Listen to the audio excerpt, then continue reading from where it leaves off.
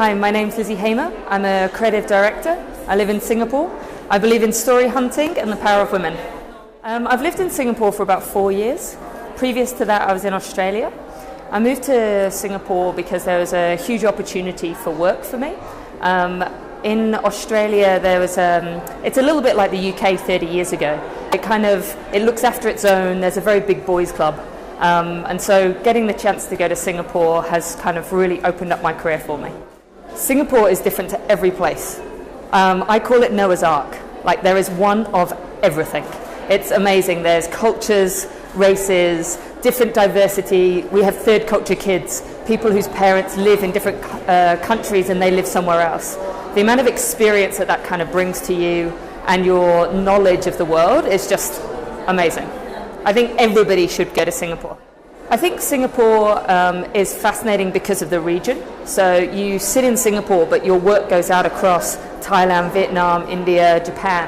And that's amazing because you get exposed to a lot of cultures.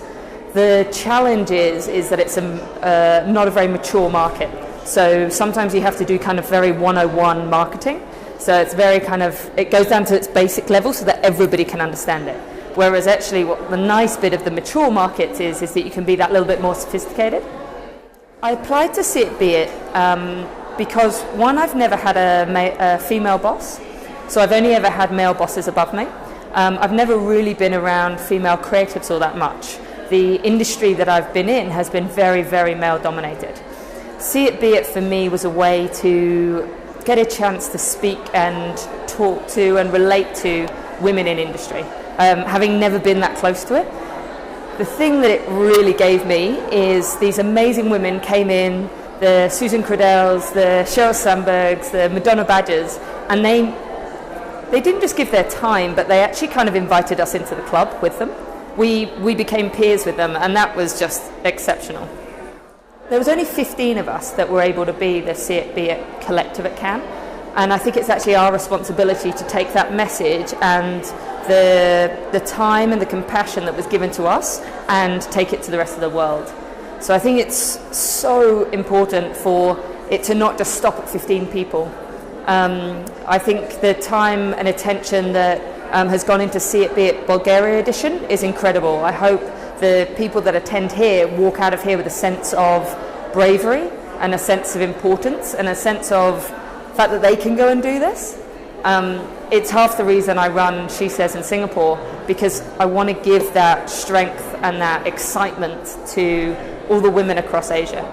So She Says helps more young women get into the industry, and then it helps them progress through. So it's the creative, tech and digital sort of spaces and centres around marketing. Now, it started in the UK about 10 years ago. Originally I was involved in the Australian She Says, and now I started and run She Says Singapore. Every month we put on a different event. We have expert speakers that come in and they tell their tales of how they succeeded, how you should. They give their future predictions on what should go on. My favourite one to date is we had the Triple F, which was fabulous female fuck-ups. Because I think it's really important for women and men alike to talk about their failures, because that's how we really learn. So I co-founded Sisu Girls a couple of years ago. Sisu is a Finnish term. It means grit and resilience. So what we do is we build grit and determination in under 12-year-old girls through sport and adventure. Skateboarding, surfing, trail running, it's super good fun. There's nothing better than a Tuesday afternoon getting out of an advertising agency and sitting on a skate park with 12-year-olds and watching them fall over and then pick each other up and help each other. It's the best thing ever. I've learned about the power of conversation and truth. So we could take kids skateboarding every day and they could fall over and get back up again. It's just one part of it. The larger part, though, is when we tell them true stories of real women who are doing fantastic stuff, and they suddenly develop this ability to think and ask questions that only kids can. There's an amazing woman in the States who's in a wheelchair, and she goes on skate ramps in wheelchairs. And to be able to show this woman to our kids and get them to kind of ask why she's in the wheelchair, why doesn't she feel afraid, why does she keep going back to the skate park, we then ask them the questions of like, when was the last time you felt afraid? How do you combat your fear? And those conversations are the beginnings of them becoming resilient to this world. Resilience is a really interesting topic at the minute, and it keeps coming up a lot in my world. I think when kids are young, so I've got a couple of studies where between the ages of 8 and 16, we go through a massive confidence decline.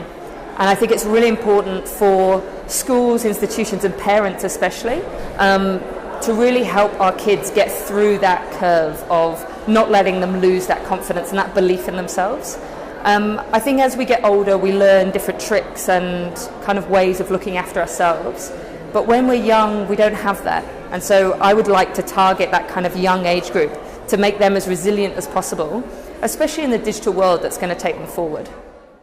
So I'm a story hunter, which means I love finding the stories that bring like a truth to light. So I've just done a project over in Tokyo, which was absolutely stunning.